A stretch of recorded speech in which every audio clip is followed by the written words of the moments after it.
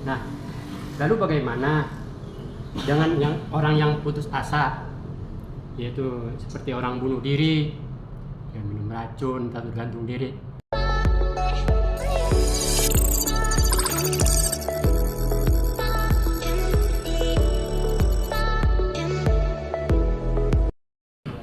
Ya, untuk yang kedua mohon pertanyaan berikutnya. Tadi Pak Soleh, silakan Pak Soleh. Siap. Assalamualaikum warahmatullahi wabarakatuh. Waalaikumsalam. Masalah takdir atau qadar nih Pak, itu katanya sudah, bukan katanya sih, memang sudah tercatat di Lauh Mahfuz. Nah, terkait dengan hal ini, misalnya contohnya kematian, katanya takdir itu dari kematian itu takdir dari Allah. Dia atau apakah dia tua, muda, nggak korok.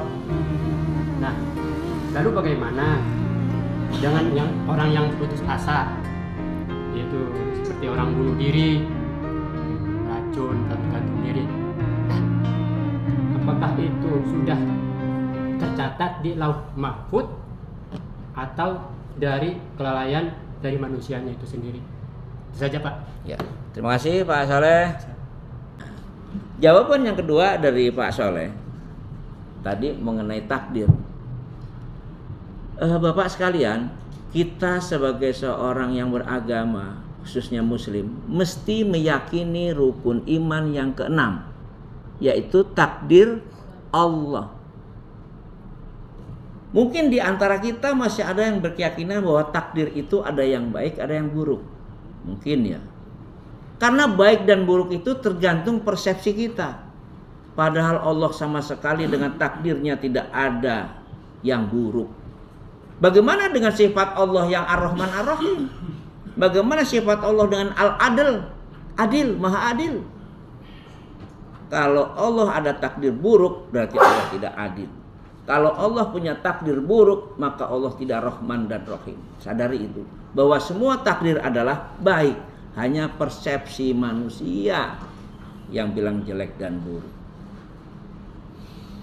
Kalau kita saja tidak bekerja sebagai orang yang seperti sekarang ini, mungkin kita tidak mengenal Allah.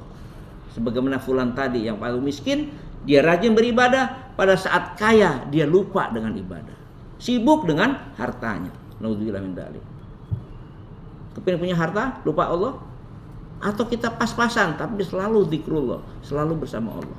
Dan kita mati nanti akan berhadapan dengan Allah. Begitu. Nah, perkara takdir Pak Soleh, tidak ada satu helai daun pun yang kering di hutan yang luput dari pengawasan Allah. Jatuhnya kapan, jam berapa, di mana. Semua diketahui oleh Allah. Kenapa sampai ada orang bunuh diri?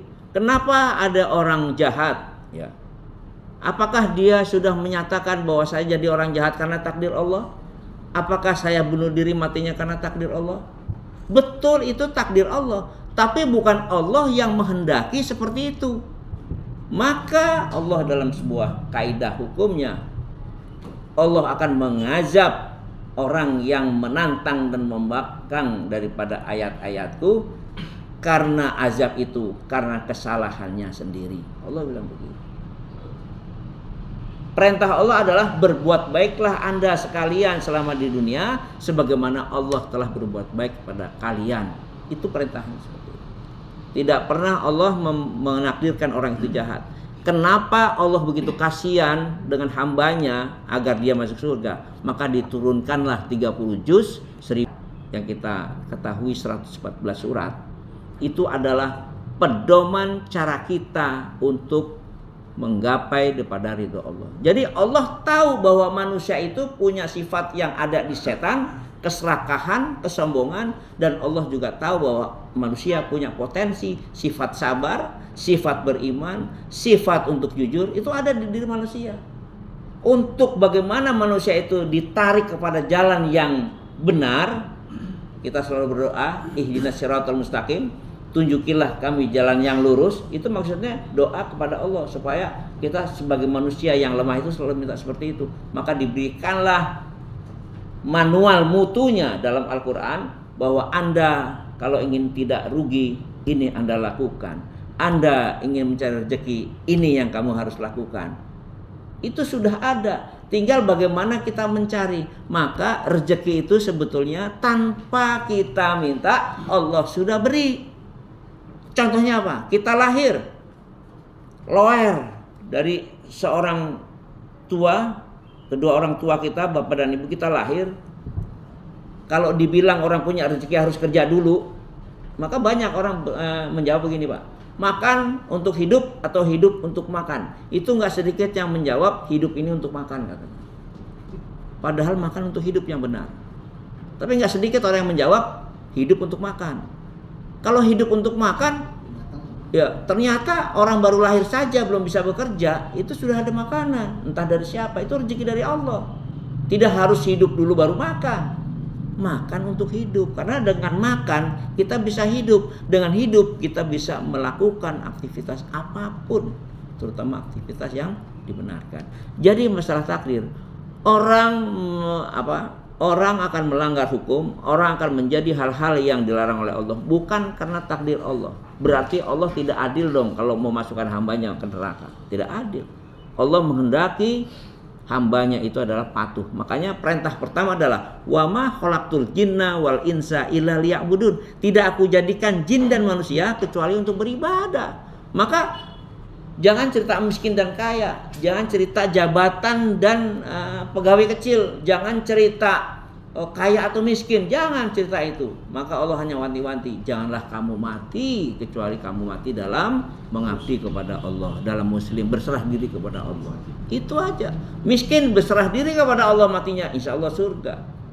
Kaya tidak harus kaya dan tidak harus miskin. Pak Soleh, jadi takdir Allah adalah takdir baik. Apapun yang terjadi mesti ada hikmahnya. Mesti ada hikmahnya. Nabi Ayub kalau dibilang ditakdirkan jelek karena sakit seumur-umur, itu adalah merupakan takdir baik buat Ayub. Dengan sakitnya itu dia lebih beribadah. Dengan sakitnya dia beribadah. Nabi Sulaiman begitu kaya, bisa memindahkan kerajaan Bilqis, bisa berbicara dengan semua golongan makhluk. Dia tetap beribadah mensyukuri itu. Nabi Daud yang begitu kekar, di mana orang sombong dengan kekuatannya. Nabi Daud dengan kekuatannya dia tetap beribadah kepada Allah. Nabi Muhammad SAW yang orang sederhana mendapatkan istri Khadijah, kayanya luar biasa, dan hartanya pun habis untuk beribadah dan berjuang di jalan Allah. Pada saat Rasulullah meninggalkan warisan hanya 2-3 karung gandum saja sendiri. Di ayat di Al-Quran disebutkan Allah tidak akan merubah nasib seseorang sebelum orang itu merubah nasibnya sendiri. Dengan cara apa? Itu Allah perintahkan wa amilus sholeh. Wal asri innal insana lafi husrin. Demi masa, demi waktu, sesungguhnya manusia itu dalam keadaan rugi. Illal ladzina amanu, kecuali orang itu beriman kepada Allah, yakin dengan kekuasaan Allah. Wa amilus soleh, dengan yakin kepada Allah, dengan rezeki yang sudah dilimpahkan itu, dia beramal soleh, berbuat, beraktivitas dengan hak dan yang sabar, dengan cara yang baik dan juga diikuti dengan perasaan sabar. Jadi kalau orang itu beriman kepada Allah, bekerja dengan semampu yang ada di otaknya dan di tenaganya, sekuat tenaga secara optimal, selalu berada di jalan yang benar dan juga sabar, insya Allah dia tidak akan rugi. Itu dijamin Allah.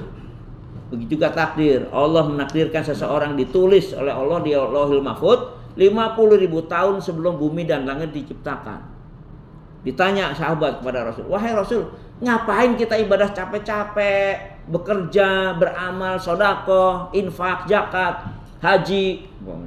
Kalau memang sudah ditulis kita masuk neraka, ya neraka ya Rasul. Kita nggak ngapa-ngapain juga, kalau mau masuk surga ya Rasul. Begitu seorang sahabat nanya kepada Rasul. Pertanyaan itu logis. Karena otak manusia beda dengan Allah punya kekuasaan. Kalau Allah nggak bisa menulis takdir manusia sampai akhir kiamat, bukan Allah namanya. Gitu loh. Tapi pertanyaan itu logis. Kata Rasul jawabnya begini. Wahai sahabatku, apakah engkau tahu hari esok, hari akan datang atau seminggu ke depan? Tahu kamu akan jadi apa? Ya Rasul, saya tidak tahu. Itulah karena ketidaktahuan kita atas takdir ke depan, maka berbuat baiklah sebanyak-banyaknya. Fastabiqul khairat. Berlomba-lomba dalam kebajikan. Kita nggak tahu mati besok, lusa, dan kapan kita nggak tahu. Maka dengan takdir yang kita tidak tahu itu hanya urusan Allah, maka berbuat baiklah setiap saat. Selama hayat masih di kandung badan, jangan sampai terbesit perbuatan-perbuatan maksiat yang kita lakukan. Kalaupun terpaksa harus melakukan, segera mohon ampun dengan istighfar. Itu Allah. Jadi Allah akan merubah nasib seseorang, menunggu sampai orang itu merubah nasibnya sendiri. Dengan apa? Yaitu wa'amil soleh, beramal soleh. Maka perintahnya beramal soleh. Itu Pak Soleh jawabannya Pak. Jadi kita harus yakin seperti itu. Dan orang tidak percaya dengan takdir, ya kafir lah namanya, menentang Allah. Oke, ada pertanyaan yang lain?